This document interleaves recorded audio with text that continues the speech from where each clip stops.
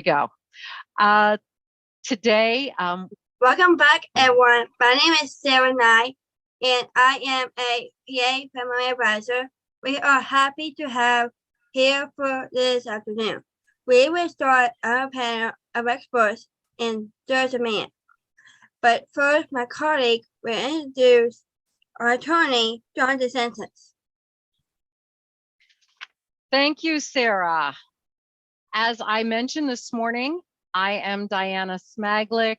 I am manager for the PA Family Network, and I'm really excited to introduce our attorney, John DeSantis, this afternoon.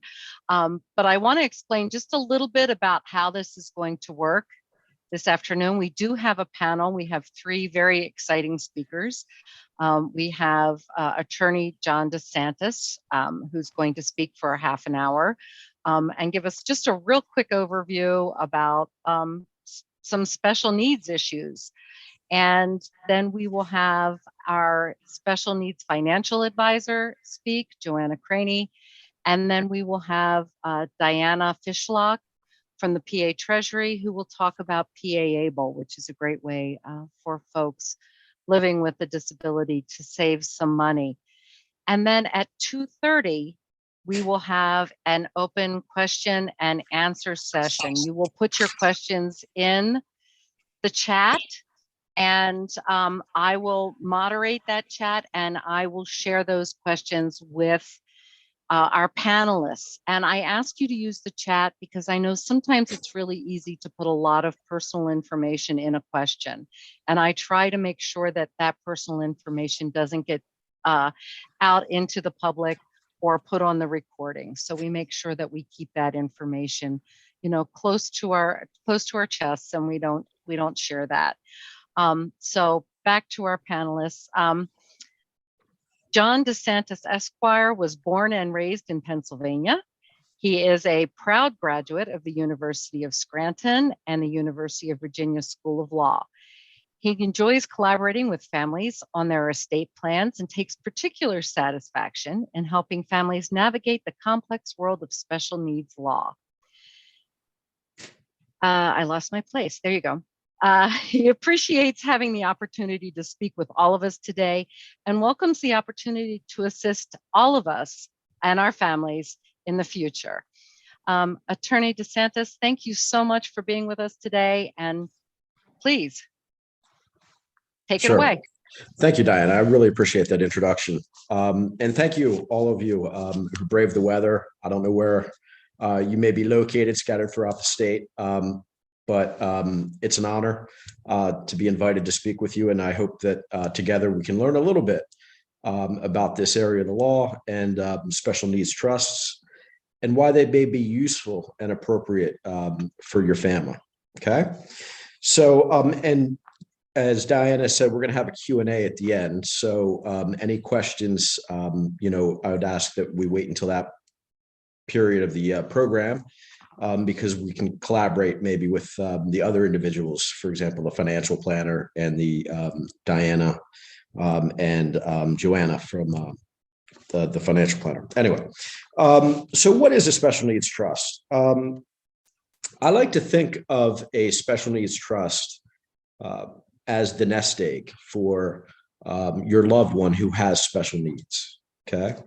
I often say to my clients at our initial meeting, that you have two retirements to save for if you have a special needs child or a special needs loved one in your family. You have your own retirement, of course, and your spouse's retirement to worry about, but you also have the responsibility to build a nest egg for your loved one who has special needs. Okay, so I'd like to think of a special needs trust as the place that you would put your loved one's nest egg. Okay, it's a safe place for them. All right, we'll talk about some of the things. We'll talk about the structure of a family special needs trust in a minute, but it's where their nest egg and their retirement, so to speak, should be. Okay, and not to put the cart before the horse, but an ABLE account, which we're also going to discuss on this panel, is also something that goes hand in glove with a special needs trust. Those are the two financial tools that every family with a special needs loved one has at their disposal to manage the resources and finances and assets that are going to propel their loved one forward throughout the course of their entire life. Okay. So there are two parties, and this is obvious, but I just want to, many people don't have any experience with trust. So I kind of want to start at the basics with the basics. There are two parties to every trust, right? There's a beneficiary and a trustee. Okay. In most families, at the initial outset anyway, the beneficiary, of course, is going to be the individual, your loved one who has special needs. The beneficiary is the person for whom the trust is being put together. Okay. That the money and assets in the trust are going to be spent for. And the trustee, usually mom and dad, quite honestly, they are the individuals who manage the trust. And we'll talk a little bit about what a trustee has to do, but they're the ones, I kind of call the trustee the star quarterback. They're the Aaron Rodgers. Maybe Aaron Rodgers isn't a good example anymore because he's not having a good year. They're the Jalen Hurts or the Ben Roethlisberger of the trust world. They are the ones that are calling the day-to-day plays, okay? Managing the trust, making sure that the assets in the trust are safe, making sure that the assets in the trust are invested correctly and growing for the beneficiary, and also making sure that the needs of the beneficiary are being met, that the beneficiary is living where he or she should be living in the right environment for them. And also that the medical needs of the beneficiary are being met. And not just the medical needs. I take a more holistic approach to my trusts. I charge the trustee with the responsibility of using this trust to round out the entirety of their beneficiary's life. Our lives don't just consist of doctor's appointments and, a roof above our head. Our lives are enriched by the relationships that we have with our friends and our family. Our lives are enriched by the pursuit of hobbies and activities that give us pleasure. So I want the trustee and the trust that I write, I want the trustee who is managing the show to be aware, hey, these are the things that our beneficiary enjoys. And I charge the trustee with a responsibility to make sure that those things happen for the trustee, for the beneficiary. So for example, if the beneficiary has a sibling that lives in California, I want the trust that I write. I want the trustee to know that he or she can pay for an airline ticket for the beneficiary to visit their brother in California. If the beneficiary enjoys Broadway shows, I want this trust to be used so that she can go to a Broadway show, that she can see Hamilton. Okay. So the trust holding the nest egg for the beneficiary is not just something that's going to be used to pay for medical appointments. Okay. But anyway, I've kind of gotten a little ahead of myself. We were talking about the two parties of the trust, the beneficiary and the trustees. And I did say this, for most clients, mom and dad are the best people to be the trustee, right? There may come a time when mom and dad have exited stage right. And then there might be the need for another individual to be the trustee. Oftentimes that can be a sibling. It can also be maybe another relative that is a loved one. But you definitely want to think about successor trustees, all right, who will follow after mom and dad. Okay. And in the trusts I write, in every trust, different attorneys write their trusts in different ways. I can only speak to how I write them and what I think is the best practice. I always give the serving trustee the ability to name the successor trustee. Okay. So that if mom and dad are the trustees for the first 40 years of their child's life, but then my mother's 83 years old, and if she had to be a trustee in this capacity. She's simply not capable of it at this point. And if and when that point is reached, I would want my mother to be able to nominate the next trustee.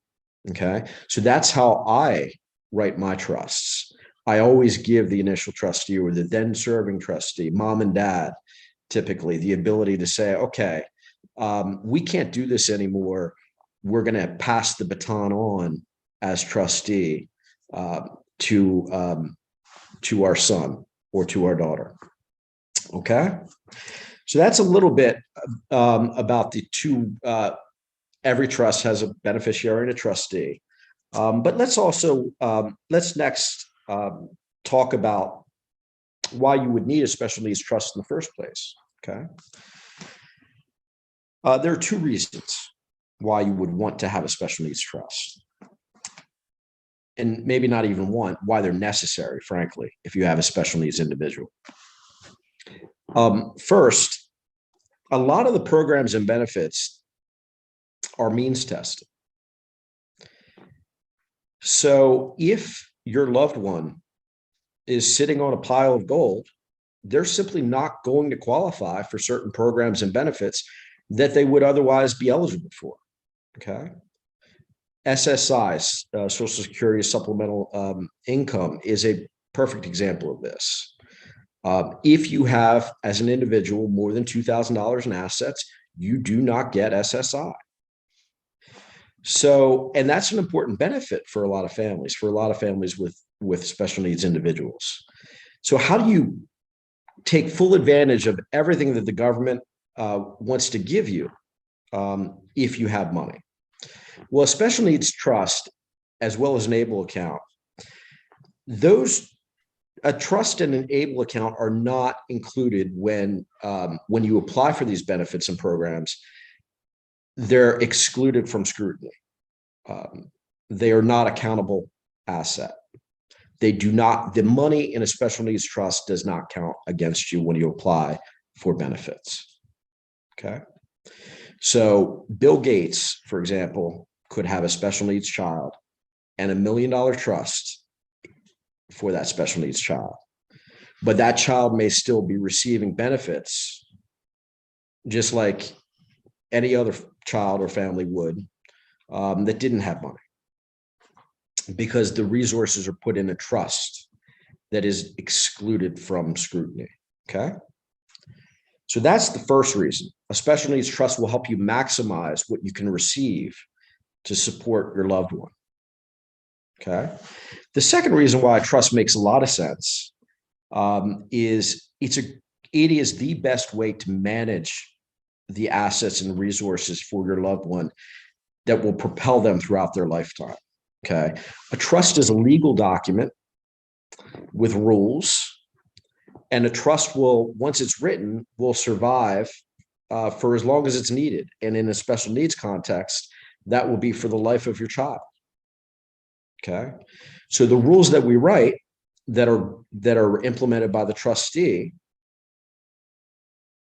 that will manage everything for your child going forward.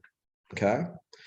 I don't want to get too graphic, but in the law, we called this, and it's not really the exact context, but we called it the dead hand. A trust, the Rockefeller Trust, for example, controls money throughout generations, right? Well, a special needs trust that's set up by mom and dad may pass away, but the rules that they put in place in the special needs trust are going to survive them. And it's going to continue to provide that framework and structure to take care of their loved one, even though mom and dad are no longer there. Okay. So it's a great way to protect your loved one in the future as well. All right. So those are the two reasons. Again, the first reason, you put money into a special needs trust, it could be $1 million, and you're still going to qualify for all the other programs that other families are qualifying for. It's not means tested. It's not a countable asset. And secondly, it's a great vehicle to manage into the future to make sure that your child is taken care of. Okay. They really are a critical component for any family that has a special needs child or a special needs loved one. Um, let's look a little bit more about special needs trust. We talked about the trustee as the star quarterback, the Jalen Hurts, running the day-to-day, investing the money, making sure that the beneficiary is going to doctor's appointments and is living in the appropriate environment.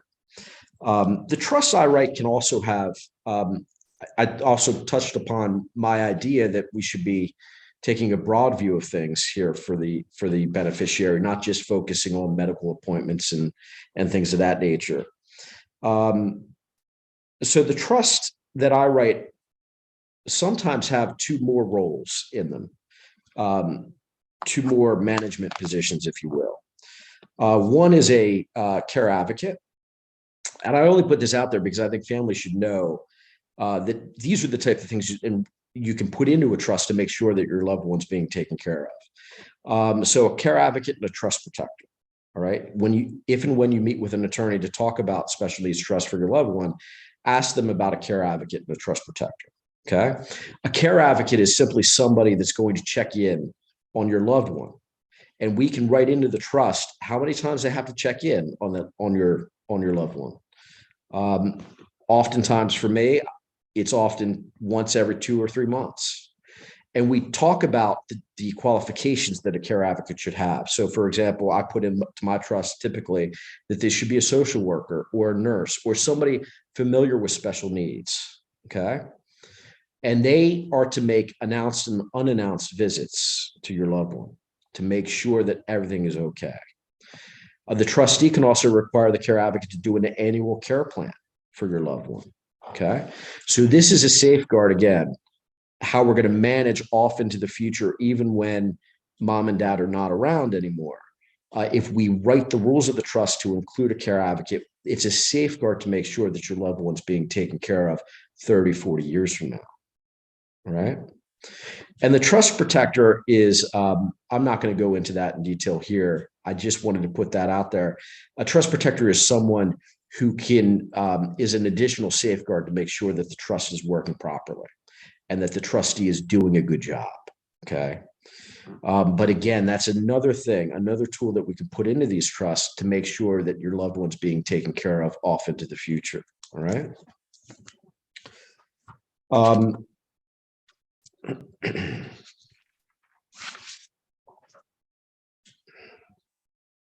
Let's talk a little bit. I'm moving a little quickly because a half hour always goes quicker than I would think. And there's a lot of things I want to talk about. And usually just in my practice, this initial meeting where I talk about trusts, it's always a give and take. I never have the floor for half an hour. I'm a lawyer. You think I would be good at public speaking. I guess I am. Sometimes I am, sometimes I'm not. But I like the kind of give and take with my clients. So I'm really looking forward to the Q&A. But usually in my initial meeting with my clients, it's about an hour and a half where we talk about what is a trust, why it makes sense for your family. So I apologize if I'm kind of skipping around and moving quickly. I just want to there's so much I want to get to and share with you. So let me move on in a perhaps awkward fashion to what can a trust pay for? Okay, this is an important point, right? You have this trust, you put your nest egg in it, you've got the trustee, Aaron Rodgers is running the show. What do you use the trust for, right? Well, I touched on this, I think, earlier too. Obviously, medical needs, therapies, dental appointments, all those things can be paid for out of a trust. Any kind of medical expenses, right? Another classic example of why you would want a special needs trust is that's what's going to pay for home modifications in the future. That's what's going to pay for a van for your loved one.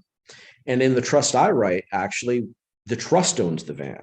I want the trust to own the van. I don't want any of these assets in your loved one's name because I want them to qualify for everything that the government's going to give them. So I put all the assets in the trust, right? But I can write a trust so that the van that is necessary is purchased and owned by the trust, and also that the trust is going to pay for a driver to chauffeur and to take your loved one around so that they're making their medical appointments, right? In a lot of places in America, and particularly in central Pennsylvania, public transportation, forget about it. You know, how are you going to get to the town 20 minutes away if you've got to rely on public transportation? Particularly if you may have the challenges that are unique to you, that make it more difficult to begin with, perhaps. So yes, home modifications, vans, medical appointments, all those things are appropriate expenses for a trust to take care of. I touched on this earlier, and I want to reiterate it again because it's important. I want my clients, my beneficiaries, to live a full, well-rounded life. I want them to go see Hamilton. I want them to visit relatives. I write into my trust, and when you sit down with a lawyer to do your special needs trust, I want you to say this to them. I want to make sure that these trusts can be used to pay for the hobbies that my son pursues. If he loves to collect trains, well, then the trust should help him buy and collect trains, or maybe go to a train museum, right? He shouldn't be bound by whatever challenges he or she may have. They shouldn't be precluded from pursuing their interests. And this trust should be used to help them achieve that. Let them fulfill their interests and their capabilities. And this trust, I want this trust to carry that for them. Okay.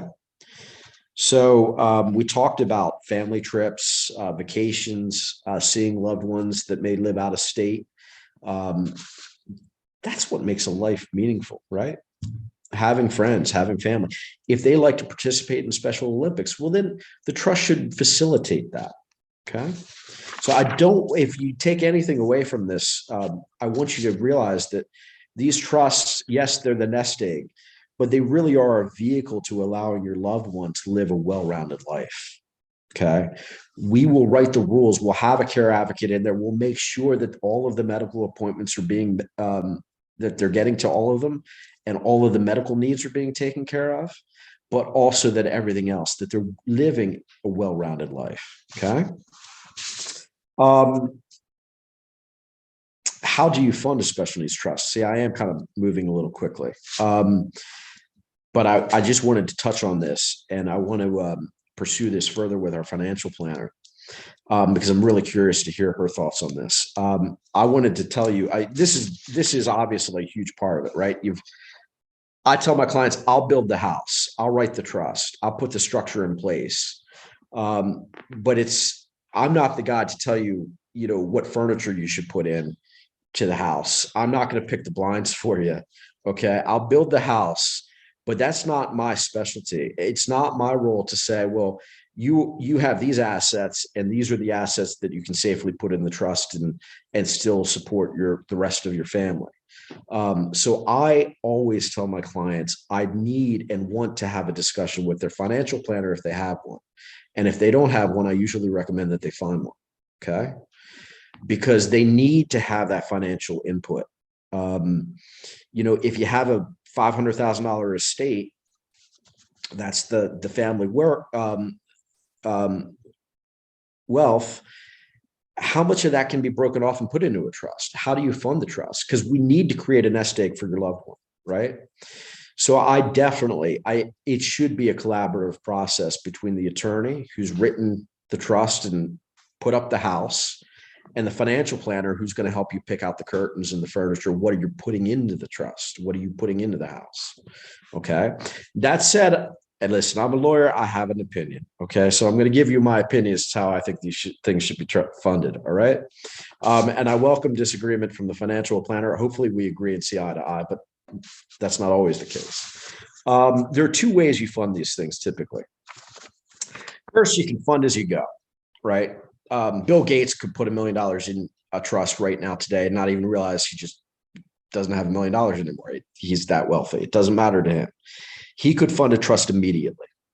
Even a regular family can fund a trust as they go by making maybe $10,000 gifts every Christmas into a trust. All right. But you can fund as you go, or often families don't have the means to do that, and they have to wait until a loved one has passed, maybe themselves, maybe their spouse. But oftentimes families have to wait till end of life situations, and then trusts are funded through life insurance policies, or maybe even through their own will. Okay. That's totally acceptable. I understand completely because I did not grow up.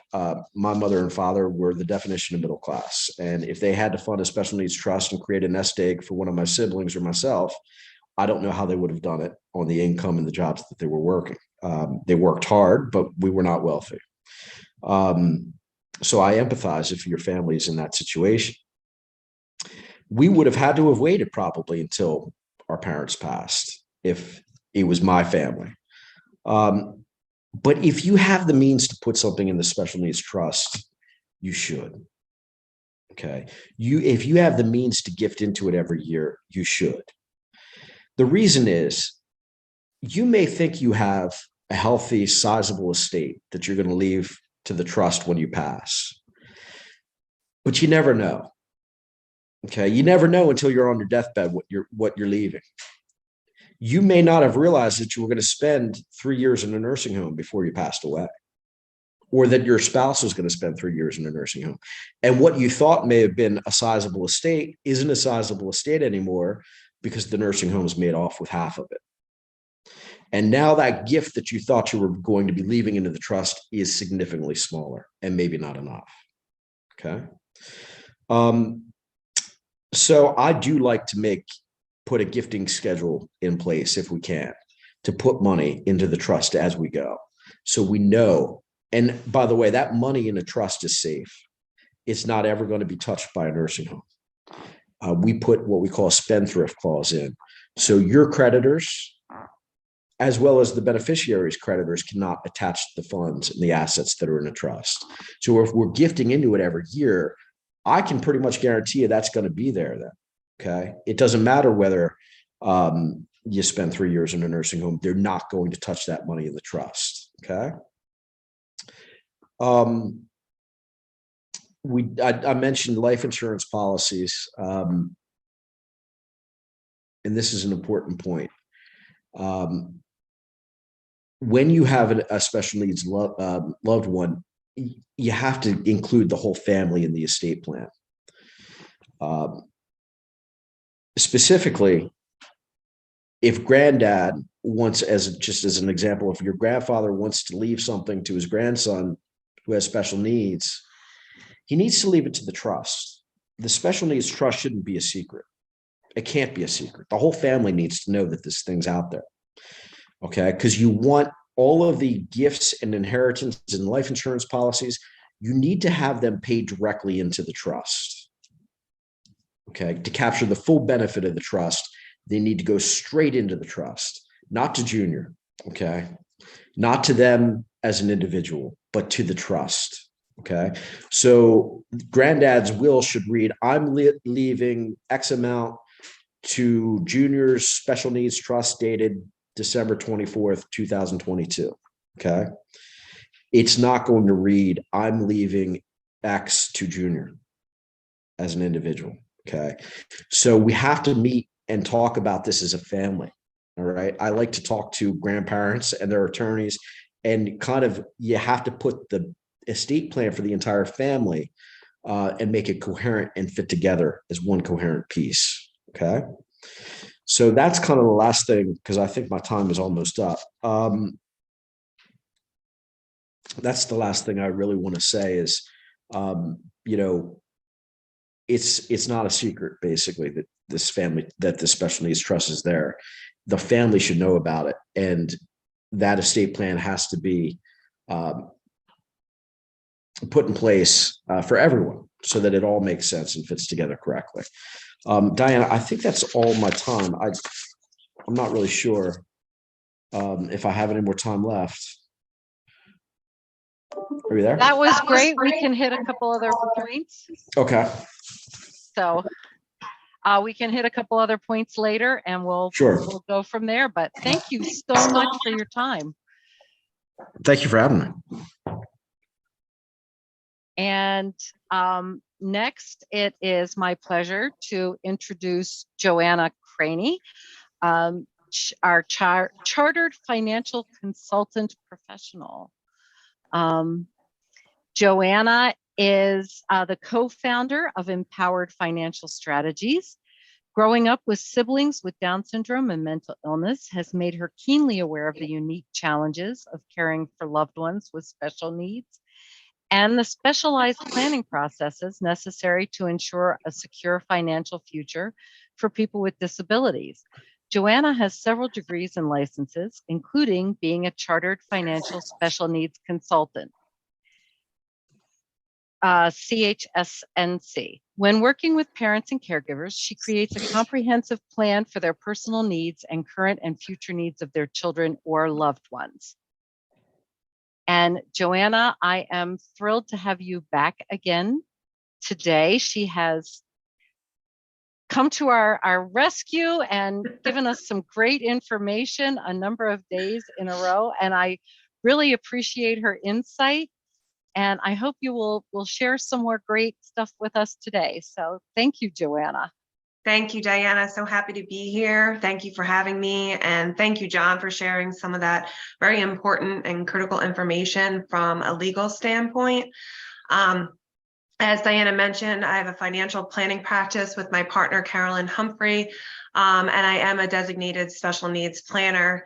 I received a designation with the American College that provides me the skills and knowledge to be able to work with families who are caring for loved ones with disabilities. And really today, what I'm going to focus on is one, the importance of working with a financial advisor that specializes in special needs planning, and then some of the action steps you can begin to take to build out a holistic plan. So just a little background story about me. I can tell you that when my two older sisters were young, no one was discussing this type of planning with my parents. I grew up with two siblings with special needs.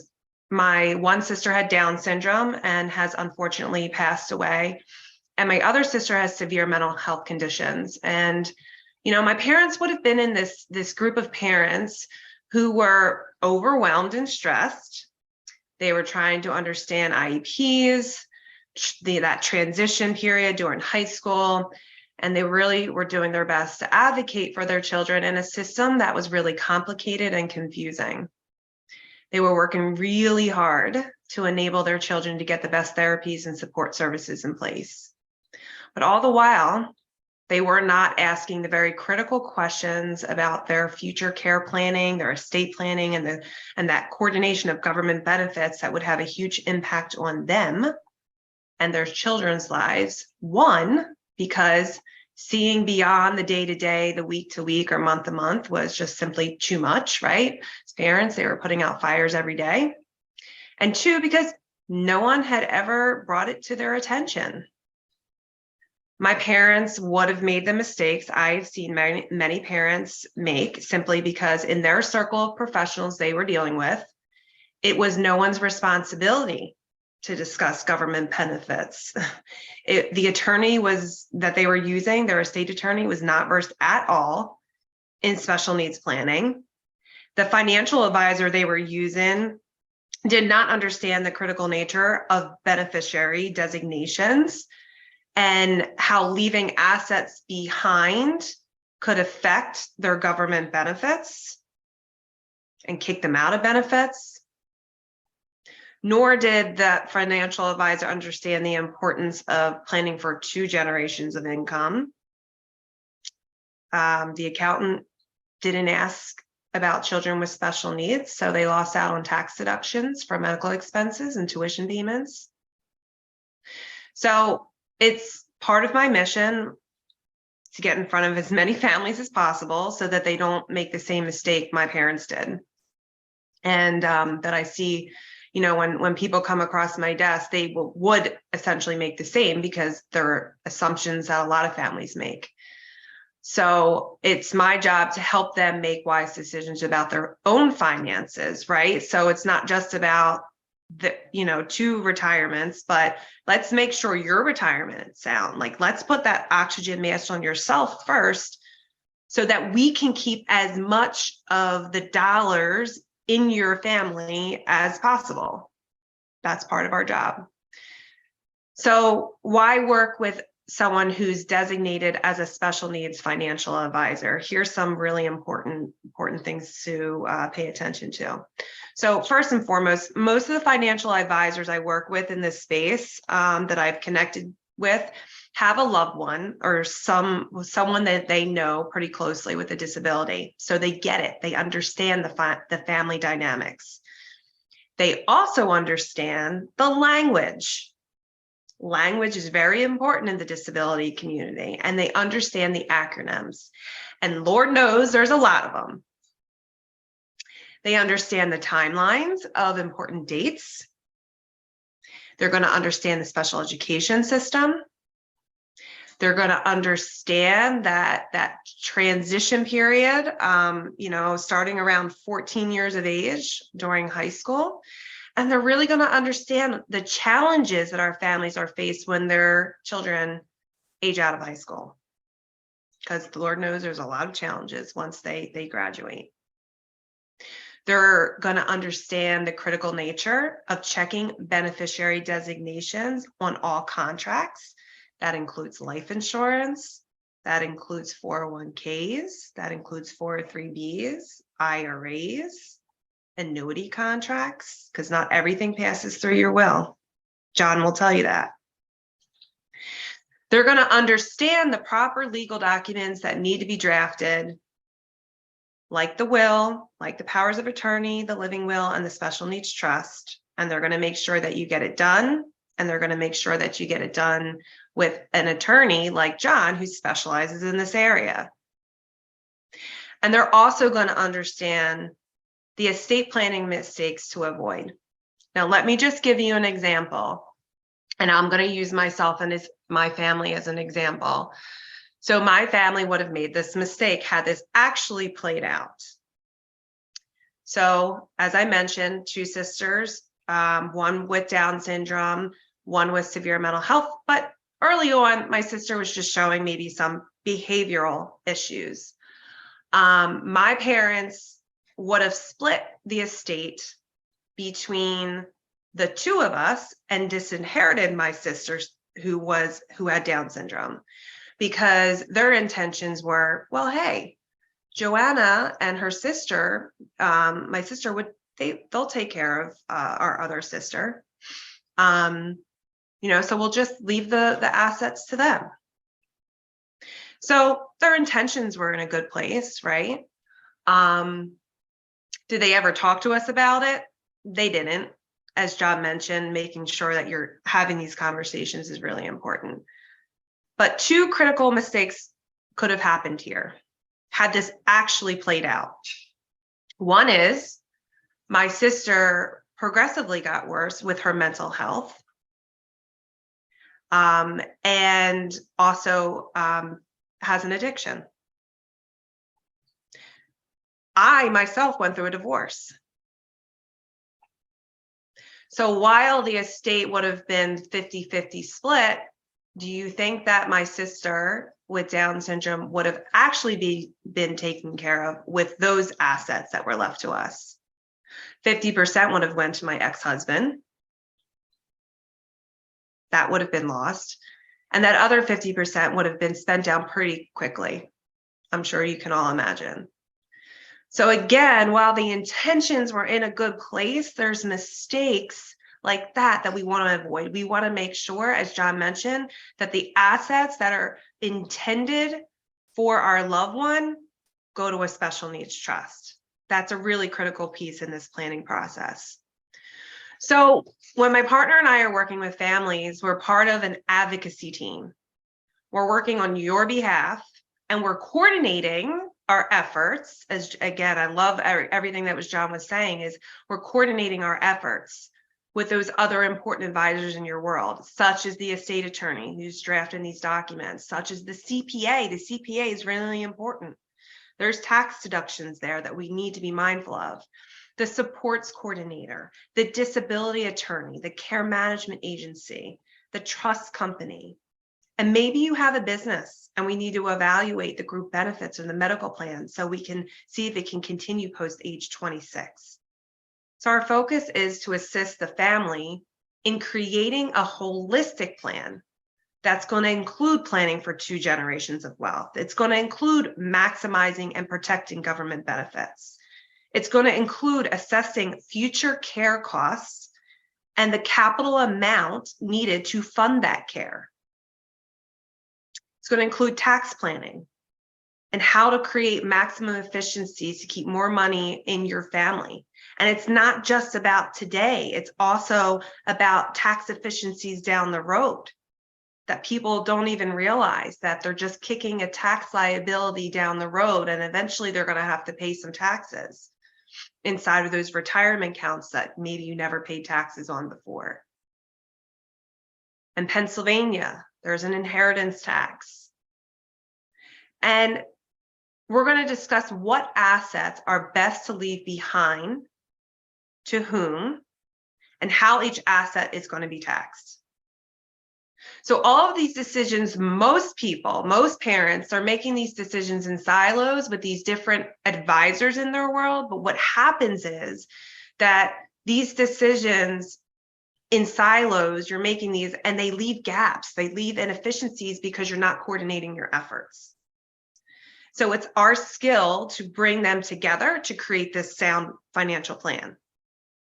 The other value we bring to the table is resources outside the scope of our practice to connect you with. So we're at resource fairs, we're at conferences, we're in parents groups, we're volunteering in the community.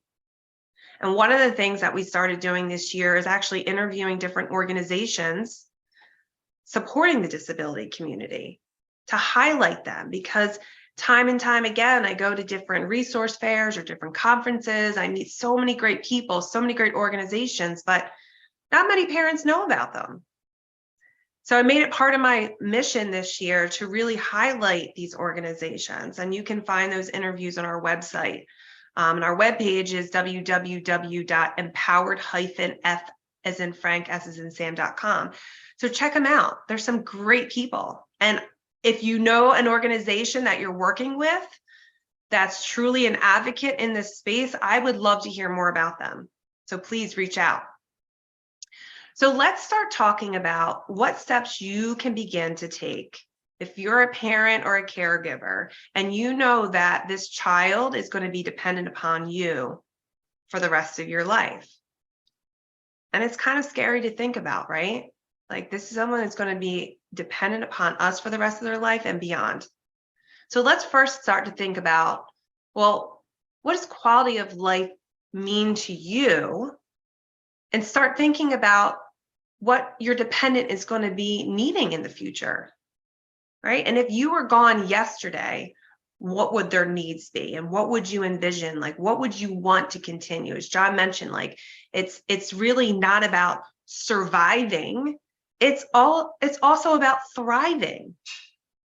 And then what we can do is we can help back a financial strategy using those projections, right? And everybody's situation is different, right? There's no one size fits all to this. But we need to start somewhere. So, and again, the second thing is you really need to have a family meeting. You need to have a meeting with all those important people in your life who are going to play a role in caring for your loved one. If they don't know about your plan, how can they see it through? So that is really, really important. And what role are these individuals going to play? Because sometimes assumptions are made. Have you had that discussion with maybe your other son or your other daughter who's going to play a role in your child's life? Have you asked them what role they want to play? Because sometimes these responsibilities are placed on others by default. You want to make sure that that's actually how they want to show up for this person. So get the family members and maybe some friends, if they're involved too, get them part of the discussion and share the planning that you're doing. The third thing to make sure to do is to do your due diligence on these professionals you are working with. You want to make sure the attorney you're working with is specialized in this type of planning. The financial advisor you want to make sure is specialized in this type of planning, as well as the accountant. Now, the right advisor, the right financial advisor is going to guide you through a variety of planning options available to you and your family. They're going to make sure that they address the need for a 3-person retirement. They're going to make sure that they evaluate the proper insurance strategies that are going to possibly be funding this special needs trust.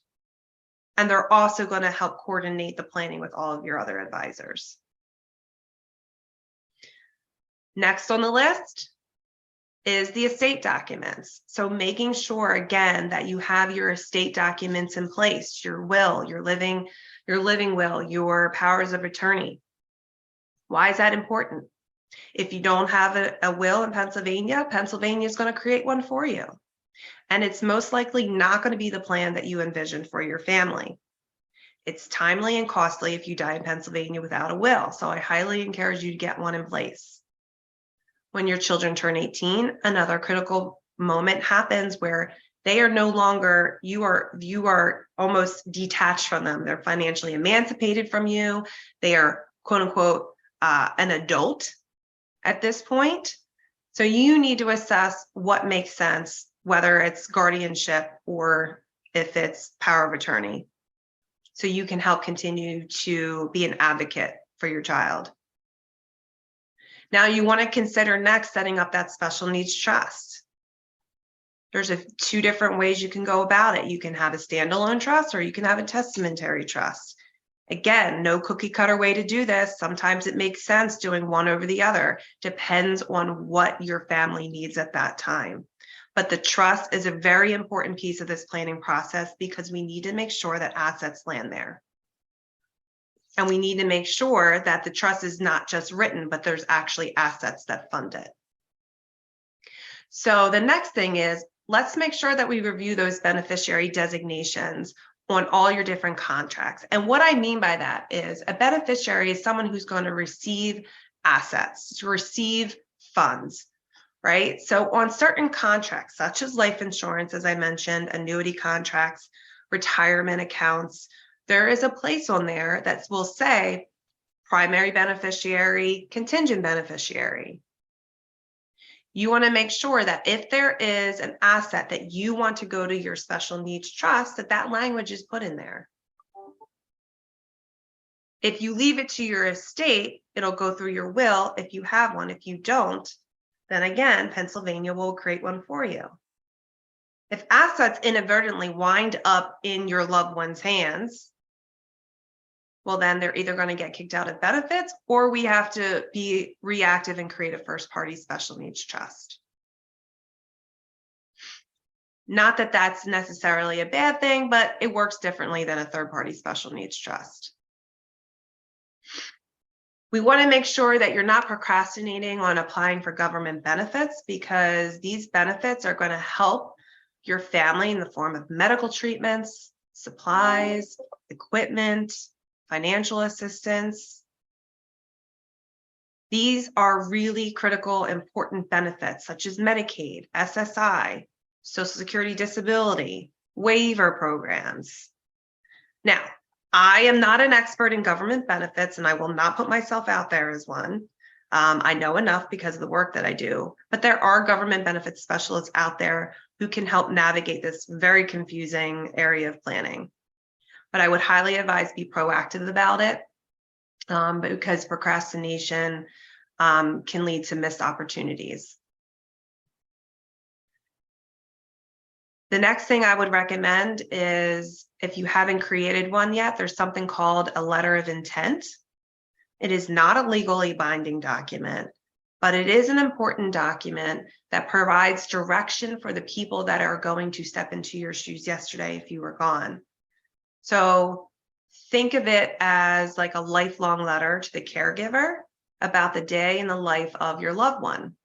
What do you envision for them? What does quality of life look like for them?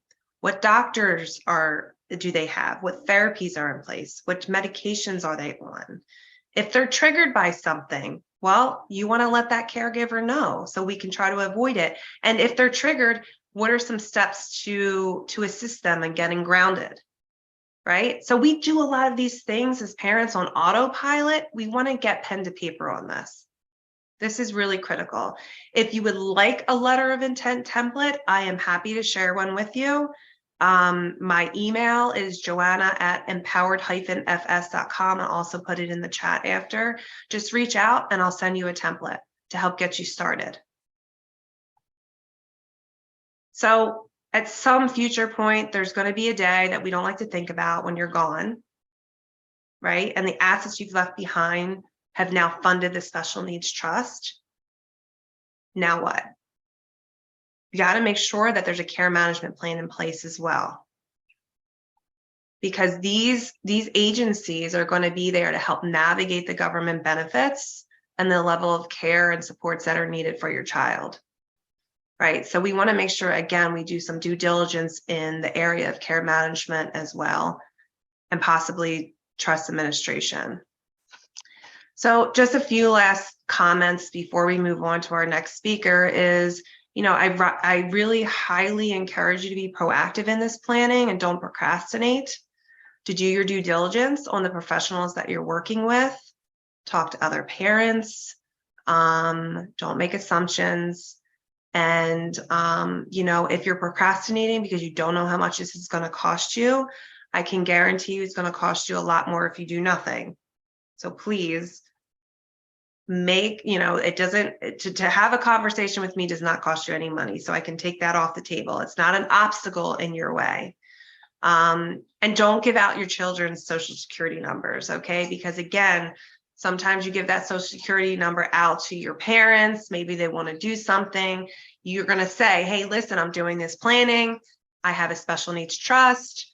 If you want to do anything, you can certainly fund our special needs trust that we have set up for our son or daughter or other loved one in our life. And again, just work with the right professional because they will help you avoid the common planning mistakes that we see. So thank you so much. I'm really happy that I'm here again today. And if you have any other questions, you can feel free to put it in the chat and we'd be happy to answer them for you.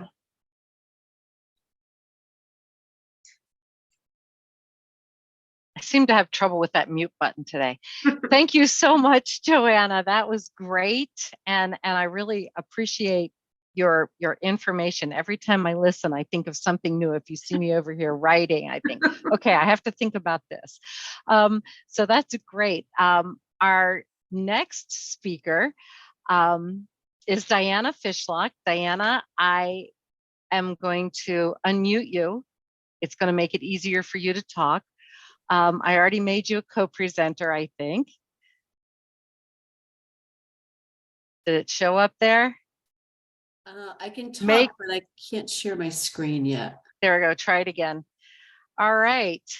So Diana Fishlock is the PA ABLE Outreach Specialist for Pennsylvania Treasury's Bureau of Consumer Programs. Diana's mother and sister worked with individuals with disabilities throughout their careers. So Diana grew up hearing about disability issues. Before coming to the Treasury Department, Diana created publications for the Pennsylvania Department of Human Services and covered the disability community as a newspaper reporter. She is the mom of 2 teens with disabilities. So Diana, whenever you are ready. All right. Can you see my screen okay? I certainly can. Awesome. Thank you. And thank you, John and Joanna. This is so much great information. I really appreciate it. Okay. So today I'm going to speak briefly to discuss what ABLE is, who is eligible, how to open and manage an account, and some additional rules for people receiving supplemental security income. So what is ABLE? An ABLE account is a savings and investment product for people with disabilities to use for qualified disability related expenses, which are very broad. It's a very flexible kind of account. One of the most significant features of ABLE is that funds in an ABLE account are not counted toward eligibility for federal means tested benefits, again, with some limitation for SSI. Also, the savings get great federal and state tax advantages. Through ABLE for the first time, many individuals with disabilities can save for a more secure future and have the ability to control their own funds. PA ABLE gives a number of investment options to the person managing the account, and funds in an ABLE account can be used for a wide variety of expenses. ABLE stands for Achieving a Better Life Experience, and it was signed into federal law in 2014 that enabled states to open their own ABLE programs if they wished. Pennsylvania's ABLE program began in April 2017, so ours is about 5.5 years old now. We have a nice track record. We've been one of the fastest growing ABLE programs in the country. More than 7,000 account owners have saved more than $75 million in Pennsylvania ABLE. So as I said, one of the big advantages is that with an ABLE account, you can save while maintaining government benefits. The federal law says that assets in an ABLE account and qualified withdrawals from the account are not counted against any federal means tested benefits. Again, with a little limitation for SSI. Also, PA ABLE assets are not counted against Pennsylvania needs-based benefits having to do with disability, health, and student financial aid. This is extremely important because without ABLE, it was very limited how much individuals could save and still receive government benefits. For example, traditionally SSI recipients could only save $2,000 in assets without jeopardizing their benefits. Now, in addition to that $2,000, they can save up to $100,000 in an ABLE account, which can make a huge difference, giving a person the ability to save for a house or a car or just everyday expenses. If they go above that $100,000 threshold, their SSI benefits will be suspended temporarily until they spend that down. And also, ABLE account owners who don't receive SSI can save more than $500,000 in their ABLE account. An individual can have only one ABLE account nationwide. And while you may see information from other states, Pennsylvania's ABLE has several PA-specific benefits. These are only available to Pennsylvanians if they use the PA ABLE program. Please note that some states' ABLE programs use confusing advertisements and marketing initiatives that may mislead you to believe that they represent Pennsylvania. If you open one of these non-Pennsylvania ABLE accounts, you may be missing out on critical Pennsylvania disability and tax benefits. So you can look for the logo, which you can see here. It's blue and green. It looks a little bit like a license plate to me. You can also visit paable.gov rather than another website, and then you'll know you're in the right place. So let's talk a little bit about the tax benefits. Contributions to a Pennsylvania ABLE account are eligible for both state and federal tax benefits. So contributions to a PA ABLE account may be deducted from state taxable income up to $16,000 this year. Next year it rises to $17,000. But again, only contributions to a Pennsylvania ABLE account qualify for the Pennsylvania income tax deduction. Also, individuals who contribute to their own ABLE account may be eligible for a federal tax credit up to $2,000. There's also no state or federal income tax due on PA ABLE account earnings while the funds are in the account or if they're used for qualified disability expenses. And I'll talk a little bit later about what is a qualified disability expense. So let's look at eligibility. There are two aspects that go into eligibility for an ABLE account. The first is that the disability must have started by the individual's 26th birthday.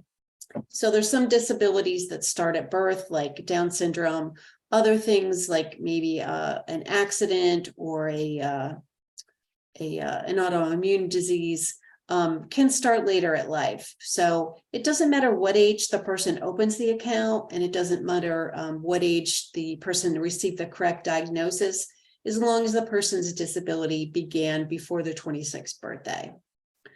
The second factor is the disability itself. It has to meet a threshold of seriousness. So if the person is eligible to receive either SSI or SSDI, then they automatically qualify for ABLE. But if they don't qualify for those, then they can self-certify.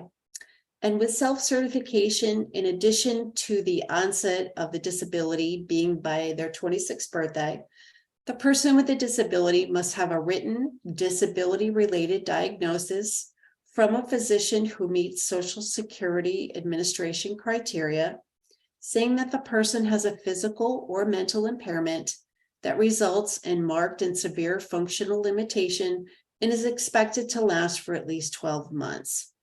That's because these are really specialized accounts with specific benefits, so they're not available to just anybody. They are, for a specific group of people who have longer term disabilities. How do you open an account? Well, most people find that the easiest way to enroll is to go online to paable.gov and click on enroll. Completing that process takes about 15 minutes, and it's a lot like applying for a credit card or an online bank account. In Pennsylvania, we also give people the option to apply on a paper application if they feel more comfortable with that. You can print that out from our website, or you can call our number 855-529-2253 and request a paper application, and we'll mail that to your house. There are some unique features on account control, and these have recently changed. Adults with the legal capacity to enter into a contract may open an ABLE account for themselves, but they may also appoint any other person to open and manage the account for them if they prefer. That person would be called the authorized individual. If the person with the disability is younger than 18 or lacks the legal capacity to enter into a contract, then the ABLE account must be opened by an authorized individual. And in that case, federal regulations limit who can be an authorized individual to these groups of people, and in this order: a person with power of attorney, a legal guardian, a spouse, a parent, a sibling, a grandparent, or a representative payee. So if another person opens an account for the person with the disability, like let's say I open an account for my son, I am acting as fiduciary, and I am managing this account on behalf of the person with the disability. So I'm not going to use this money to buy myself a new roof or a new car, because it's not my account and it's not my money. No matter what the age of the person with the disability, or no matter what their ability, it's their account, they're the account owner, and it's to help them. Let's talk a little bit about how to contribute to ABLE. There are lots of ways to make contributions. You can write a paper check, or use a money order, or an electronic fund transfer. There's lots of flexibility. Account owners can put money in now and then, or put money in regularly from their payroll or from an existing bank account. People who receive SSI or SSDI can put those in as an automatic direct deposit into ABLE if they wish. The only people who can't do that are people with a representative payee. We do ask that when you make a contributions to a PA ABLE account, that each contribution be at least $25. And the federal law limits the amount that can be contributed to $16,000 this year. Next year it's $17,000. And that's true no matter how many people are contributing. So if, let's say, I'm the only one contributing to a given ABLE account, I personally can put in $16,000 this year. But if all of us on today's webinar are contributing, then all of us as a whole can put in $16,000, not each one of us. Another way that people can contribute is through UGift, which is a free online service, a little bit like PayPal. And that allows you to share the information about the account to someone who wants to contribute without having to share the account number. So that's a nice safety feature. Families can also contribute through rolling over a 529 college and career savings account with no tax implications whatsoever. So that's pretty nice. Maybe a parent has been saving for a child who maybe isn't going to go to college, or even if they are going to college, maybe the family needs some money sooner to buy some disability related expenses. So they can roll that over into their ABLE account. That would count toward that $16,000 limit. So let's say I had a 529 college and career account with $30,000 in it. I would need to roll that over into the ABLE account over a couple of years. Okay, we hit the major points there. The Able to Work Act is a nice addition to ABLE, and that allows some people who are working to contribute more than that $16,000 limit this year. The way it works is if a person is employed and they haven't contributed during this tax year to an annuity contract or a defined contribution plan, such as a 401k or a deferred compensation plan, then they can put in more than that $16,000 limit. They can put in whichever of these is less. They can put in the amount that they earned that tax year or the federal poverty level for the prior year. So what that comes out to, what it sort of shakes out to, is this calendar year, the most that a person could put in if they met the Able to Work Act restrictions would be $28,880. And next year that will be $30,590. When you put money into a PA Able, you have 7 investment options. On this slide, we can see the 6 asset allocation options. They're all a mix of stocks and bonds and cash. They range from conservative to aggressive.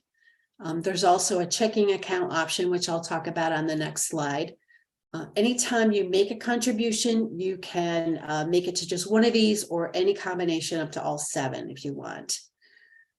Each option has a fee associated with it. Their fees are pretty low. They're less than 1% annually. They range from 0.3 to 0.34% annually. We were just able to lower those because we have had such a nice, robust response to ABLE, which we're very happy about. You can move funds among these options twice in a calendar year, according to the federal law. But again, anytime you put new money in, you can allocate it how you want.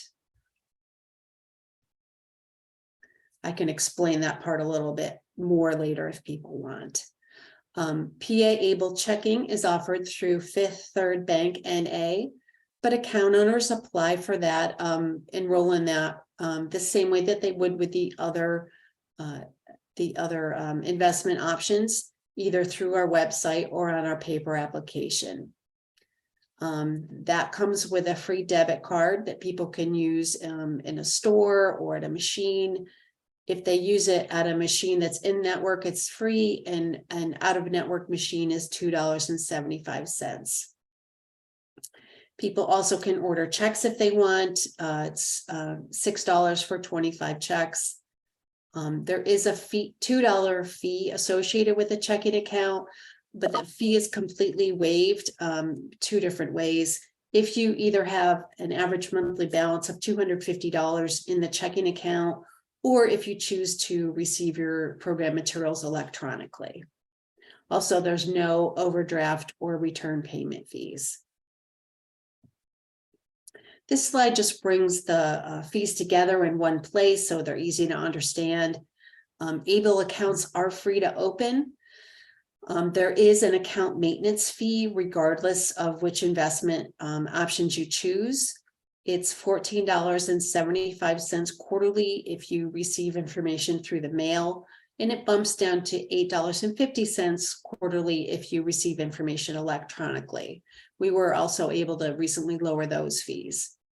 I think I've talked about the other fees. So I'll move on here. Once you put money in, you'll want to be able to take money out. Even if you don't have that checking account, you can make a withdrawal from the other investment options 3 different ways. You can go online and log into your account. You can call our ABLE helpline and say, hey, I'd like you to send $1,000 to my landlord. We'll cut the check and we'll mail it out for you. Or you can fill out a form to request that. If you have that checking account, you can also withdraw funds by using your debit card at a store, by making an ATM cash withdrawal, or by writing a check if you purchase checks. So this slide talks about what you can use an ABLE account for. The quick answer is anything at all. It's your money and you can use it for whatever you want. But if you want to enjoy the full benefits and protections of the ABLE law, you should use it for qualified disability expenses. The federal law lists 11 categories shown on this slide, things like education, transportation, prevention and wellness, even end-of-life things like funeral and burial expenses. The IRS also specifies that it's fine to use it for basic living expenses, which, as the mom of 2 teenagers, I'm all about the jeans and the food. So I love the basic living expenses. So the bottom line is that qualified disability expenses are very broad, and the person managing the account gets to make the decision about what's a qualified disability expense. They don't have to call up the Treasury Department or the IRS and check like, hey, I bought, Nike sneakers. Do those count as an everyday expense? They can make that decision for themselves. We do encourage people to save their receipts in case they are ever audited by the IRS. So since it's so broad, you might wonder, hey, why does it matter if it's qualified or not? The first is tax consequences. Back at the beginning of the presentation, we talked about the fact that any money earned in the account is not taxable on the state or federal level as long as you use it for a qualified disability expense. But if I took out funds and I specified that they were for a non-qualified expense, I would have to pay tax on that earnings portion. I'd have to pay at my regular federal income tax rate plus a 10% penalty, again, only on the earnings. And I would pay Pennsylvania tax on the earnings portion as well. The second consequence is for means-tested benefits, federal means-tested benefits. Withdrawals used for non-qualified expenses can be counted when determining eligibility. And this is especially important for SSI recipients. If they make a withdrawal for a non-qualified expense, they'd want to spend those funds in the same calendar month that they take them out. So if I took money out now in December, I'd want to spend it in December, not carry it over and spend it in January or February or March. So it wouldn't affect my benefits. Now I'm going to talk about some of those rules that apply only for people who receive SSI. So if you receive SSDI or any other benefits that aren't SSI, you don't need to worry about this. But for normal SSI rules, gifts can impact eligibility. So for example, if John or Diana or Joanna received SSI, let's say I gave them some money for their birthday and I put it in their regular bank account, that could diminish the amount of SSI benefits that they receive. But with ABLE, anyone at all can contribute. And as long as they put the money directly into the ABLE account, it won't affect the other person's SSI benefits. If the ABLE account of someone receiving SSI grows to a value greater than $100,000, it will be counted as an asset, and that person's SSI would be suspended temporarily. It wouldn't be terminated. It wouldn't end. The person would not have to reapply, but it would just be suspended until they spent down under that $100,000 threshold. Their medical assistance would continue through that time. So the person would continue to be able to go to the doctor and receive their prescriptions during that time. I do want to mention too, again, this is a rule only for people receiving SSI. They want to be careful about housing expenses. If they take money out to pay rent, for example, again, they want to spend it in the same calendar month that they take it out. This isn't true in general, only for housing related expenses. So if my rent was due January 1st, I wouldn't take the money out now and pay my landlord January 1st. I would take the money out in December and pay my landlord in December, rather than carry it from 1 month into the next. For SSI purposes, they look at housing broadly. So those kinds of expenses that would fall under that rule would include things like heating, fuel, sewer, water, and even garbage removal. So you will want to keep that in mind if you receive SSI or if you help someone who receives SSI.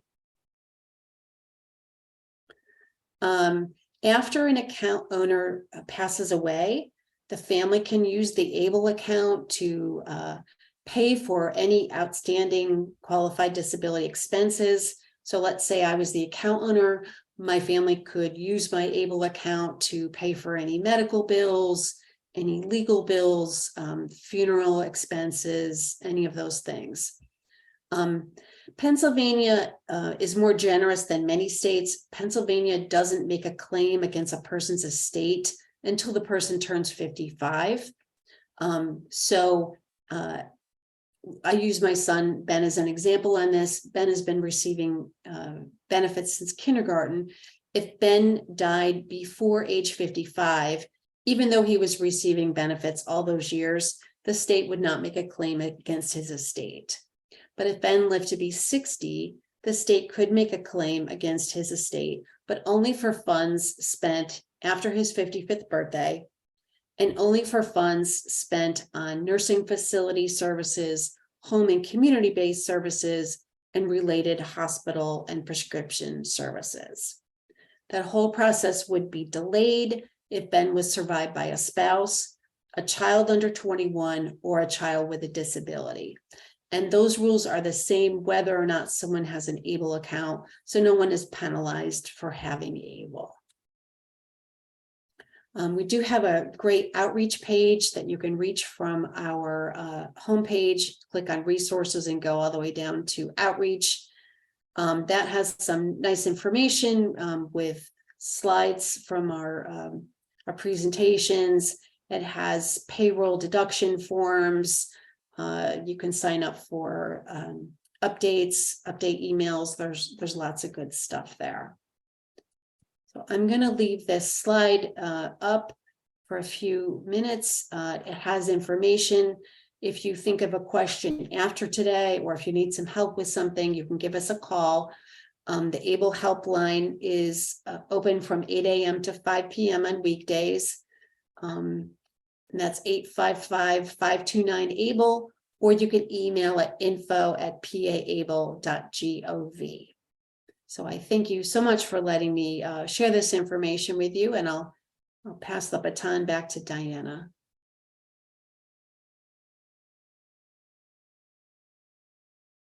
And I think you're muted again, Diana.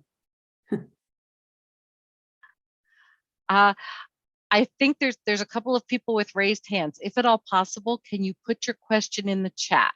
If not, we'll make other arrangements. So there are a couple of questions that have come through, and I will get to you, Kim. So first question that I thought was really, I just didn't even think about it. I know, Joanna, I'm going to ask you to unmute, and John, I'm going to ask you to unmute. When you were talking, Joanna, you talked about a retirement, a 3-person retirement. What if someone is a single parent? Does that greatly change the way they approach? Yeah, well, absolutely. Because when you are a single parent, and I've been there before, you essentially are not, there's no other person that can kind of be your backup. Right. So how we approach retirement, how we approach that type of planning is obviously it's going to look different. Right. So we need to take that into consideration.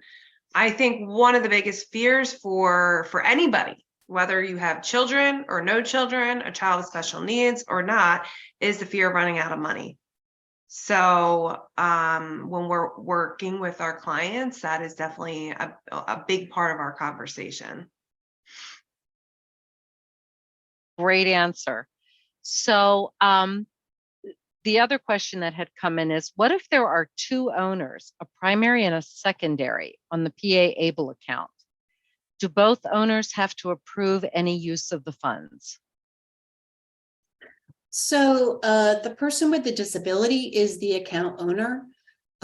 So let's say I was a person with a disability, but I wanted help. So maybe John is my brother or my friend, and he's managing the account for me.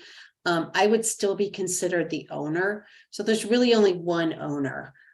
With that said, if John were managing my account, then John would be the one making the decisions on the account, unless he and I had some agreement. But legally, the rules just recently changed, and it used to be just either or, but I guess now when you appoint someone, I need to check on that, I guess, because those rules did recently change, and it could be a little different now. Thank you. So we'll get back to you on that. There was a question about if you have an out-of-state ABLE account, what are the pros and cons of keeping an out-of-state account? Sure. So many states, including ours, allow people from other states to have an ABLE account in that state. A possible pro might be that it's already done. You don't have to do anything with it.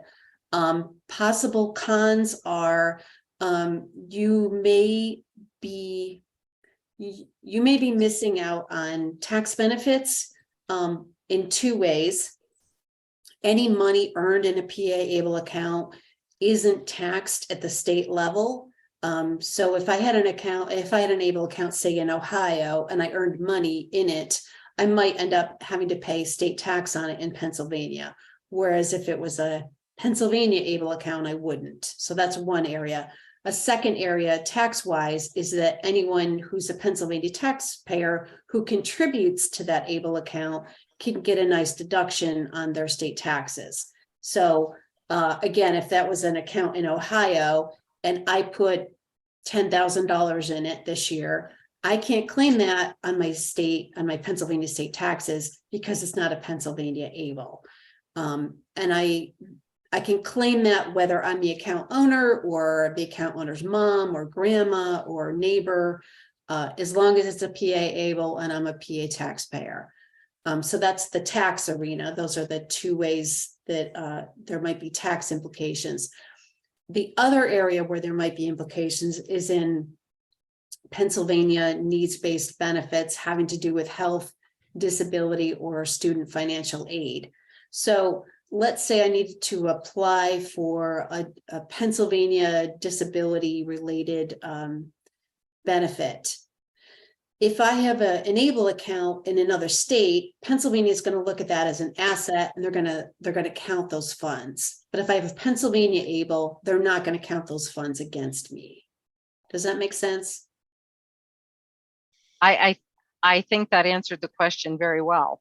So there may be people for whom those things don't come into play, but I think for a lot of people, one of those would. That's great. Thank you. Although I'm going to pull up the rest of the questions. Hold on. And this one is kind of long.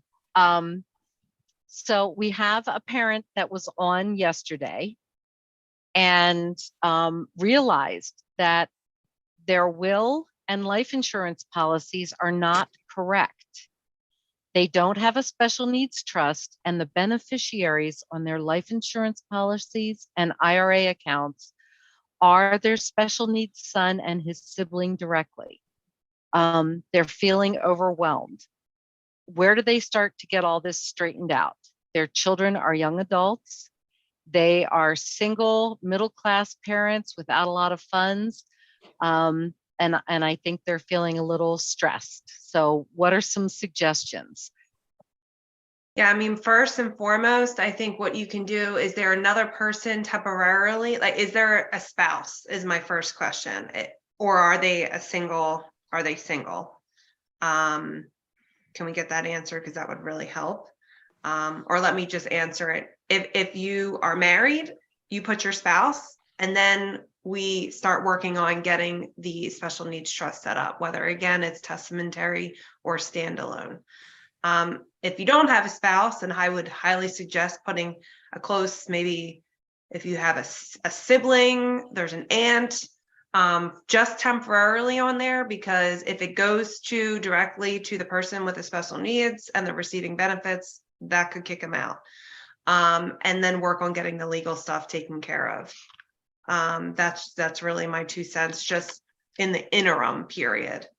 But it's really critical that the special needs trust language gets incorporated, I would say as soon as possible. And look, even if you have children that are, neurotypical children, I think it's really critical that you have a will that has testamentary language in it. I have it for my own children, because children can't receive assets outright under the age of 18. So making sure that you have that stipulated in your will, regardless, is important if you have children under the age of 18. Yeah. And I don't know, Diana, if that individual is with us today. I'm assuming I'm they trying to are. see if they're still here. Hold on. No, they're not still on. Okay. It's We a will shame make 'cause- sure they get an answer. Well, no, They what I said was they're gonna- single. Yeah, what I was going to say is, I've had clients that are well past the age of the individual who had that question, and that have done no planning, frankly, with regard to their special needs loved one. And so I just kind of want to alleviate their anxiety a little bit, and let them know, okay, you're middle-aged, all right, maybe you could have done this 10 years ago, but you're getting ready to tackle the problem now. So kind of what I was going to give them was a little bit of emotional support, because that is also part of this process. It is very difficult for families to sit down and plan for the future and plan for not being there for their loved one. That's the first thing I want them to know, is that you're never late to the party. Okay. And then what Joanna was saying is exactly correct from my vantage point. You have to make sure your beneficiaries are not the individual that has special needs, and whether that is they're single, so it's not going to be a spouse, but maybe it is one of their siblings, or maybe it's one of their brothers and sisters who they trust. That's obviously not the best way to do it, but as a temporary hold while they put a special needs trust in place, it's something I would recommend, because you never know what could happen. And it's better safe than sorry, and change the beneficiaries, make sure that it's not going to that individual, and then get the trust in place as quickly as possible, and then correct the beneficiaries so that it goes to the trust. This is great. The parent is still on here and Okay. is thankful. Yeah, you're never late to the party. I don't know who it was that asked the question, but seriously, I had a couple who were in their 70s who were finally doing a special needs trust for their daughter, and they cried in my office, and I said, "Listen, you're here, so let's take it now. All right, you're doing it, and so you're never late. Okay, so don't beat yourself up about it. All right." I have to tell you from the point of view of a parent, and I am not a young parent. It's frightening. You feel like, do I really have everything in place? I feel like, I feel like I have things, but do I really? What have I missed? What have I got? And no matter how much people reassure you, you're always sure that there's something that you left undone. it's a frightening proposition because you always want to be there for your children. So it's a long process. Yeah. We had a question earlier today that is kind of a little bit out of the realm of what we were talking about, but I think important to our discussion, because we all talked about taking advantage of those benefits, those government benefits, and those supports that are out there for our children, adult children as well.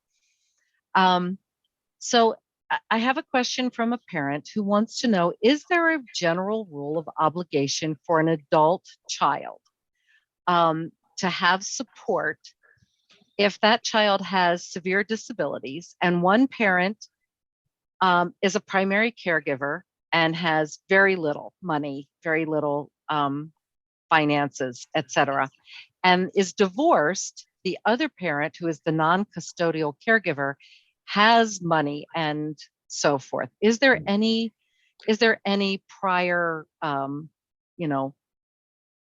background or I don't even know what you call it, case studies or whatever, for that more moneyed individual to still be paying something toward the care of that more involved child with disabilities, adult child with disabilities? Are they entitled to something from that non-custodial caregiver or non-custodial parent? I shouldn't even say caregiver. I think this is my question, perhaps.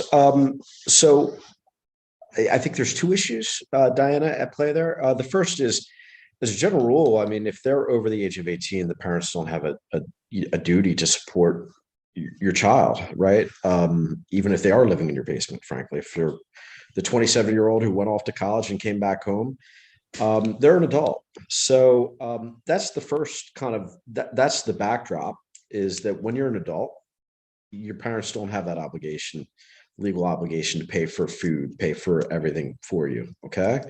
It gets trickier in the context of a divorce. I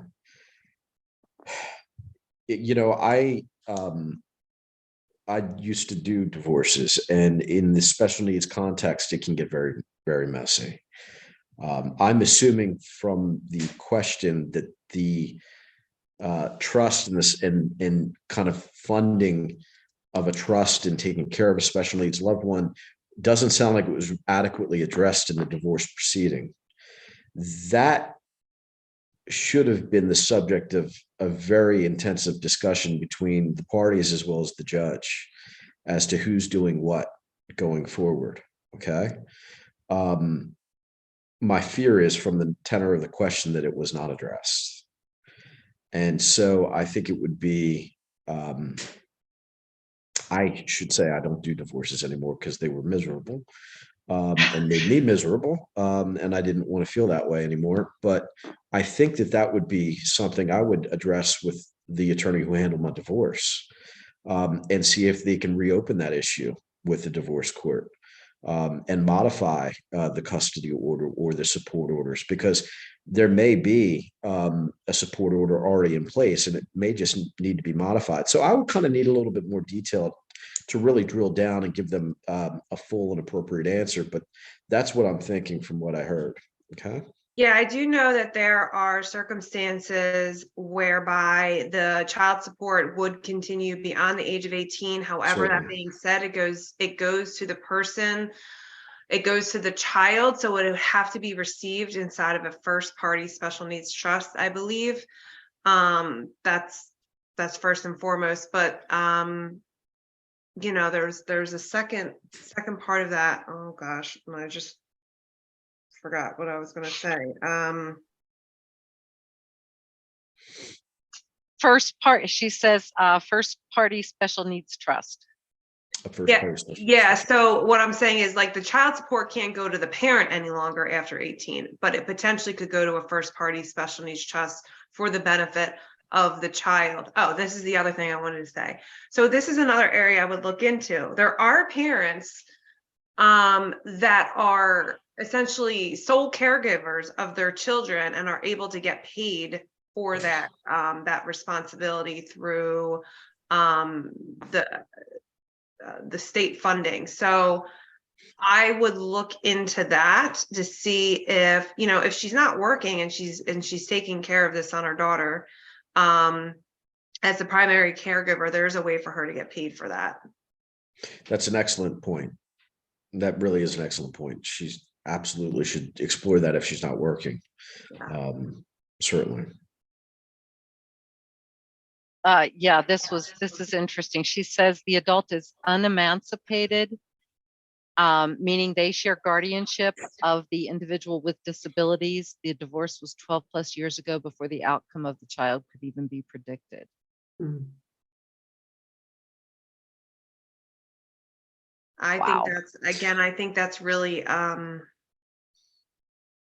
that's something that an attorney that's Gonna special. really need to look into, Yeah. right?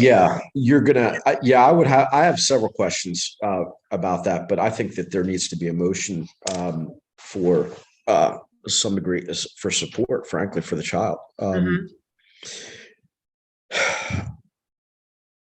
It may be difficult though, frankly. So I know, And then- yeah, I would like to talk to that person and kind of get additional details, but yeah, that's a predicament, frankly. And she is going to need some advice and some work on that, because it doesn't sound like it's a tenable position for her or child, frankly. So I think the court should be aware of it at the very least, and whether the motion is successful or not, it probably needs to be made and it needs to be presented.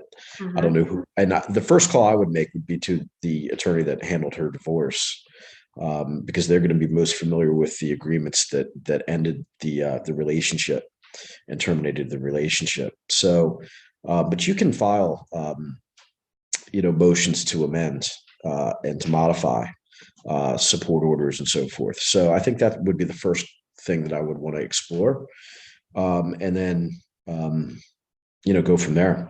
But what Joanna said is correct. And again, I don't know whether she has a job or not, but that's critically important. I actually forgot about that when I was giving my initial answer. I mean, if she does not have a job and she is taking care of that child, her child, then she should explore being paid for it, frankly. It's totally legit. There's just so Absolutely. many nooks and crannies and twists and turns to all of these answers. It's sometimes hard, Yeah. to give a straightforward answer. But there's another really good question, and this is another one that we get quite frequently at the PA Family Network. And that's, how do I know whether my adult child with Down syndrome has legal capacity? For example, can I open an account in my daughter's name, or must she open it herself? Well, I don't know. I don't know their daughter. It's I think the question is, how do they how do they determine? make that judgment? Right. Yeah.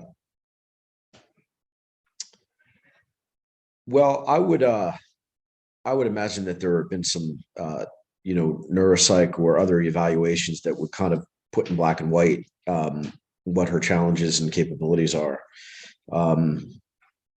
If she's a borderline case. So also, Diana, I don't know how old the child is too, because if if they're an adult and if mom and dad are still taking care of the finances and everything else, then the appropriate thing to do would be to have a guardianship if their child is not competent, as the law puts it. So yeah, I mean, I would kind of need to know a little bit about the medical history. There is, I don't think any really, I don't think there's, in my practice, I don't use like kind of a black and white. So I think a lot of the individuals I know, just because I had a sister with Down syndrome, Yeah. oftentimes you find that they have capacity. And if you take their rights away, just remember that they won't even be able to sign a job application. So I think that when you think about it, and in some cases, guardianship does make sense. But most of the time, I would say that power of attorney can serve its purpose. So you can essentially help make medical decisions. You can help make financial decisions. You're sitting side by side with your loved one, right? So making decisions together. That power of attorney can really hold power in those in the decision-making process. Yeah, that child had Down syndrome, right, Joanna? Mhm, I think mhm. that asked the question. Yeah. And you're exactly correct. I mean, many of them do have the capability of She's determining. 38. She's 38. Is she Okay. working? Is It she? sounds like she has the capability. If she's been managing has she been managing her own affairs? What kind of input, I It wonder? doesn't say, but I will tell you that I think, you know, from a parental point of view, I'm going to agree with Joanna. It's better to err on the side, I think, of what we call supported decision making, Certainly. until we're sure that someone has no concept of what that money means, no concept of what they need or what the difference between wants and needs is, and Yeah. you know. Well, And Diana, there is a reason for guardianship, and there is a reason for power of attorney, and we Yeah. understand that. But well, Diana, the first question the judge asks in a guardianship proceeding is, why are you here? Couldn't we have had a power of attorney instead? mhm. So you're always looking, and the law charges attorneys in the court with we have to determine, is there a less restrictive means That's to awesome. take care of this child or this individual? So if they are capable of understanding what a power of attorney means, then that's what you have to do with them and for them. And that's the way it should be, frankly, in my opinion, too. But that is the threshold question for a guardianship proceeding. Is there a less restrictive means than establishing a guardianship to take care of this issue for them? So, yeah, but I can't tell you because I don't know the family, I don't know the child. But Joanna's point is correct. You should probably explore less restrictive means first. But there is, I think the original question was, is there a black and white? No, I mean, I can't say, okay, if their IQ is under 75, you do this. And if it's above that, you do that. Right. In my practice, it's more, I look at the medicals if it's a borderline case and talk with the family as well as the individual. I mean, they have to have a voice in this proceeding. So. And now I have another question. This one is about the disabled adult child benefit.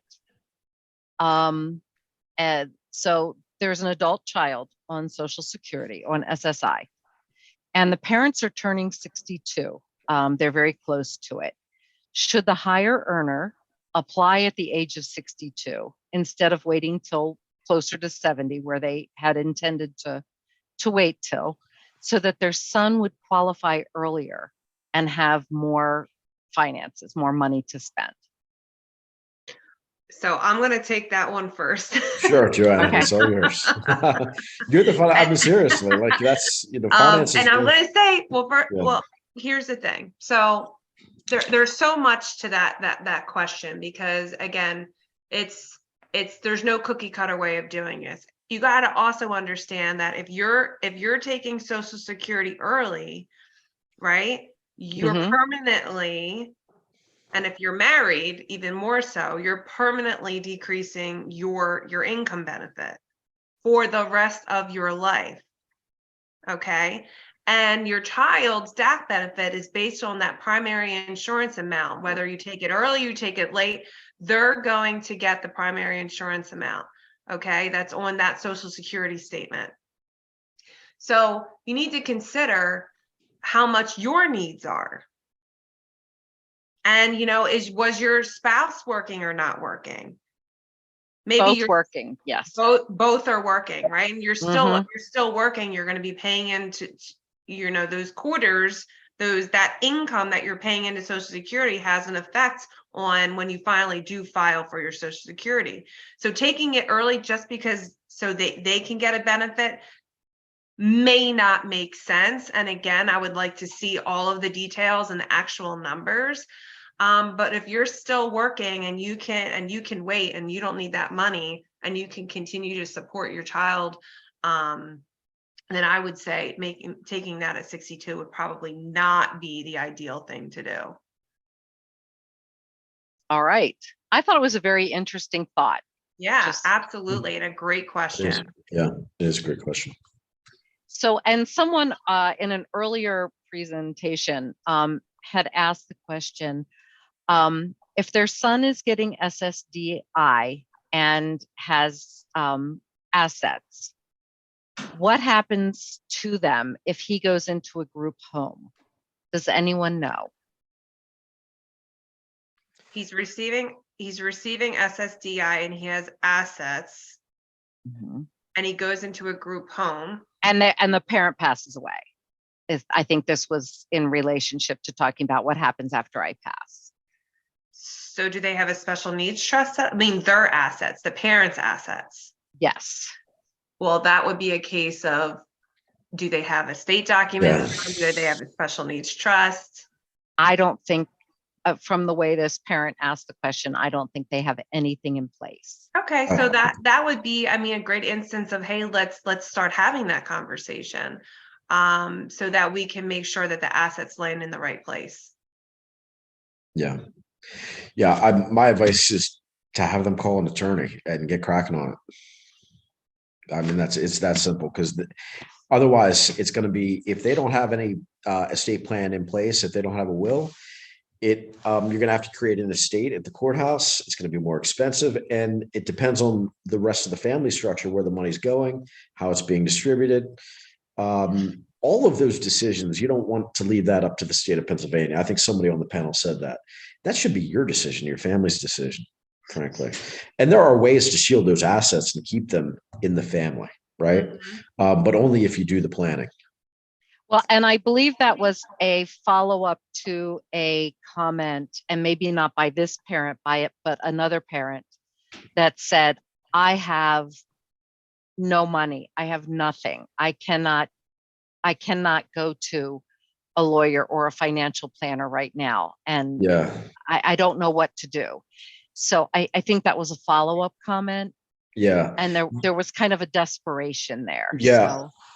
I get that completely, because I think I shared that I didn't come from a wealthy background. I mean, I don't want to overstate the matter. It's not like we were poor or anything, but I totally get it. And so there are two things. I mean, I would ask maybe the local bar association if there are any attorneys that would do this pro bono, that would set up a trust for them if they are indigent, if they are poor and don't have the money, because it's something that needs to be done, frankly. And attorneys, we're professionals. We have an obligation, ethically, I think, to help people and to devote a portion of our practice to helping people that don't have means to pay for our services. And I take that pretty significantly and seriously too. And I've done trusts, at reduced prices and for free for individuals. And I don't know where that family is, but they should reach out to the local bar association and explain the situation to them, and see if there's an attorney in that area, in that county, that would be able to assist them at a reduced rate or potentially even for free. It needs to be done though. I get it that they're between a rock and a hard place, but you have to ask for help, is what I would say to them.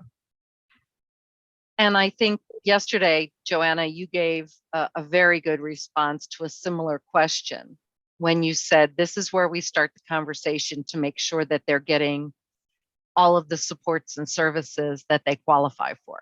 Right. That's a very good point, Joanna. Yeah. Excellent. Yes, that's true too.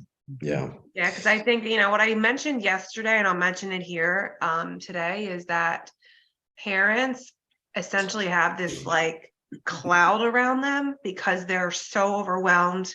They're consumed with all the day-to-day responsibilities and fires that they have to put out, that they can't see beyond the impossible, right? So it's our job as the financial advisor or the attorney, right, to see the possibility and bring that possibility to the table and say, here, actually, there is a possibility over here. Yeah. Diana, if they're in this area, so I'm down in Dauphin County and I live in Cumberland County. So if they're in the area, I mean, just have them call me. I can set them up with something, if they don't have the means, I'd be happy to take care of that for them. Okay. It's important that they start to do this planning though for their child. So It's a scary place to be, but I will also tell you that, and Joanna, I'll tell you as well, the PA Family Network, one of the things that we do is we sit down with families and we do mentoring, and we look at what families want for their loved one and what their ultimate goal is for those individuals, for themselves as families, and for that individual. And we help them look at that future plan, what they want. They want their loved one to be happy and healthy and be able to collect dinosaur fossils like my son, and to ride in a purple Mustang with flames going down the side, which is one of my son's big goals in his life. So if you know anybody who has a purple Mustang, hook me up now, because my son is really sincere about wanting to ride in that car. that's funny. But look at these things that are important goals for our loved ones, and then take those steps. And how do we achieve those steps for them? And we help them look at those planning.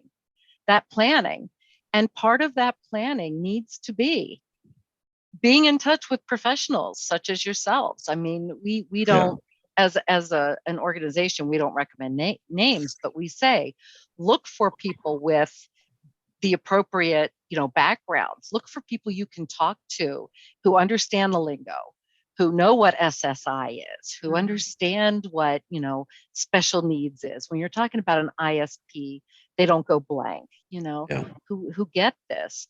And we encourage them to ask the correct questions. So we can kind of be that first layer of discussion sometimes for families who are afraid to think about the future. We even do workshops on it. And that kind of gets people thinking, but it's a hard process for a lot of us.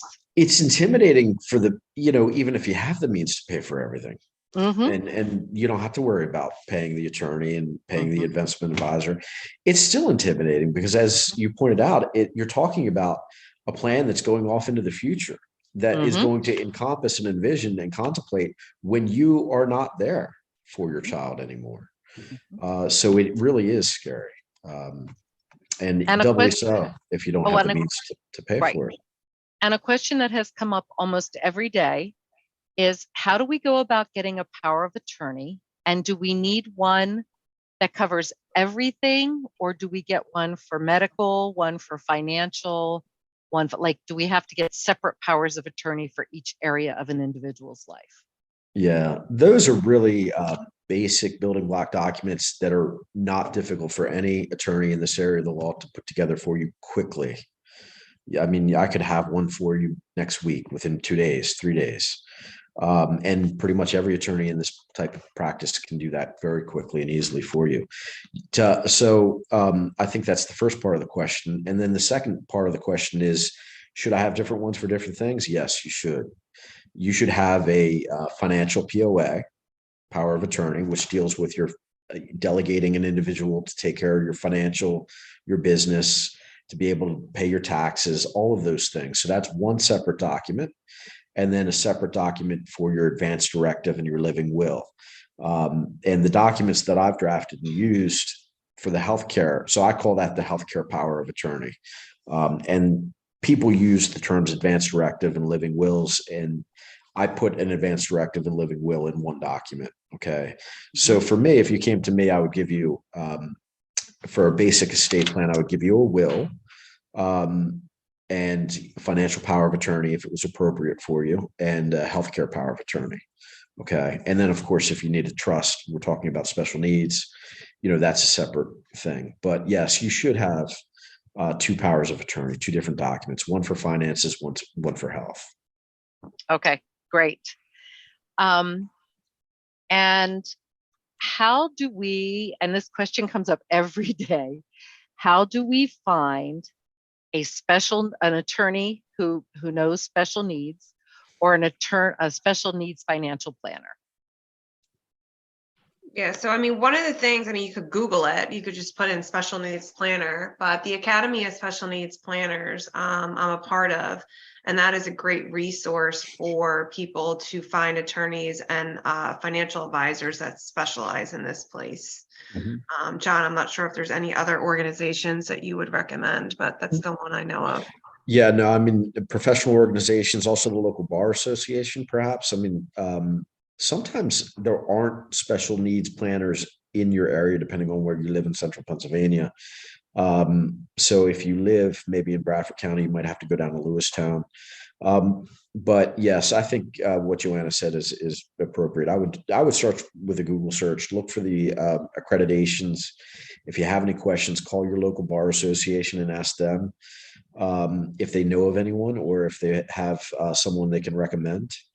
And that's kind of how I would go about it, certainly. And you know what? The network that we're talking with, I mean, PA Family, they're a terrific resource too. Mhm. Thank you. They have a network of their own, right? So they would be a wonderful place to start as well. Yeah, I think the Special Needs Alliance might be the other one I was thinking. No, yeah, Yeah, certainly. Special Needs Alliance. It's Yeah. called Special Needs Alliance. Mhm. I'm trying to write these in the chat so we don't lose them. Yeah, and I can also put the link in there. Oh, that would be great. Thank you. Mhm. I would just say too, it is, and I think we stressed this already, it is important to find somebody that has the understanding, and because it is a niche area of the law, certainly a niche area of finance.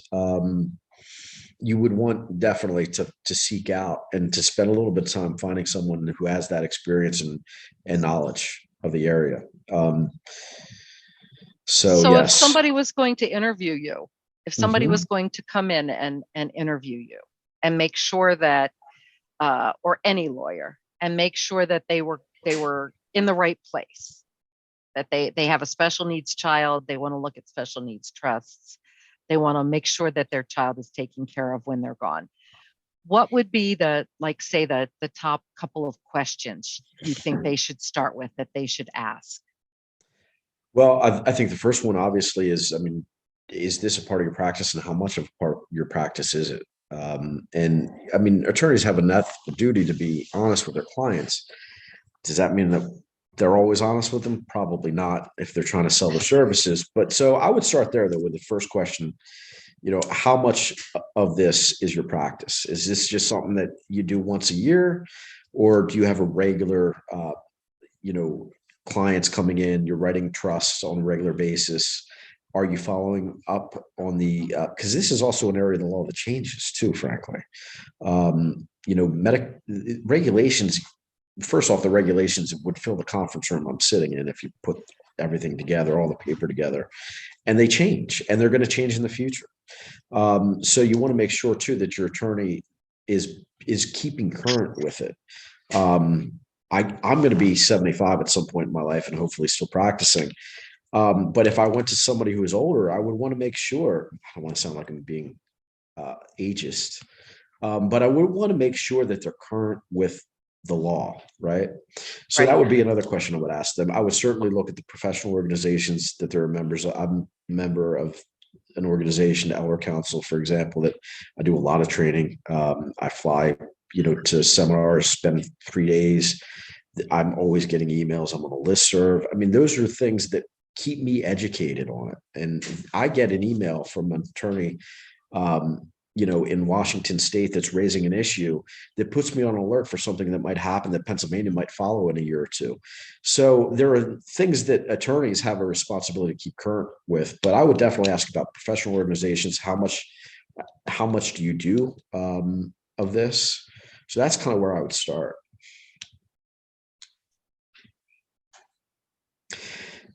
I think Diana has it. She's raising. Do you have something, Diana? The family that was asking about how to determine capacity back a while ago, they had some additional things they wrote. They said she lives, the adult child who's 38, lives at home, has a rep payee for SSDI, and does not doesn't know how to handle money, but works part-time, and the parents are her POA. That's great. Yeah, I mean, I don't know if that helps answer the question about how to determine capacity. Yeah. she's working. That's phenomenal. That's great. Yeah, it sounds like she would have the capacity to just delegate a POA to her parents, and that she wouldn't need a guardianship. I mean, Okay. I think if she can if she can hold down a job, she probably can just do a POA. Mhm. You know, again, you want the least restrictive means. Absolutely.